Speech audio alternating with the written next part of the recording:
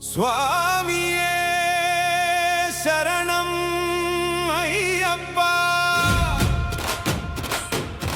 శబరిమల వాస అయ్యప్ప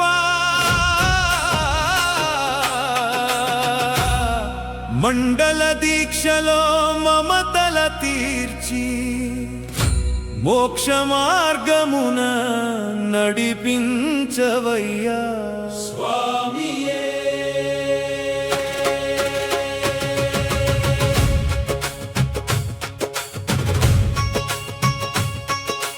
మాల ధరించిన భక్తుల చింతల తీర్చి మనసున పవిత్రత నింపువయ్యా.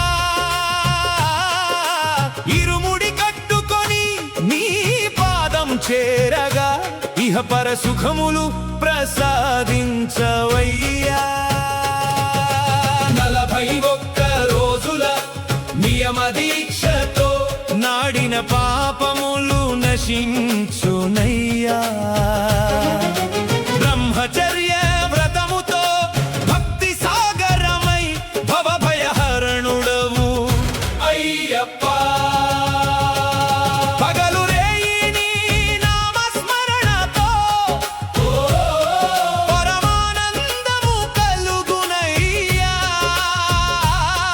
అన్నదాన సేవలో ఆనంద రూపుడై అఖిల లోకముల పాలకుడయ్యా. పంపాతీరం పవిత్ర క్షేత్రము పాప వినాశక దర్శనమయ్యా. 18 మెట్లు ఎక్కిన వెంటనే పరబ్రహ్మతత్వము తెలియునయ్యా. కర్పూర హారతి వెలుగులో నీ రూపం కన్నుల పండుగ అయ్యప్ప. స్వామియే శరణం నినాదముతో సర్వ దుఃఖములు తొలగునయ్యా.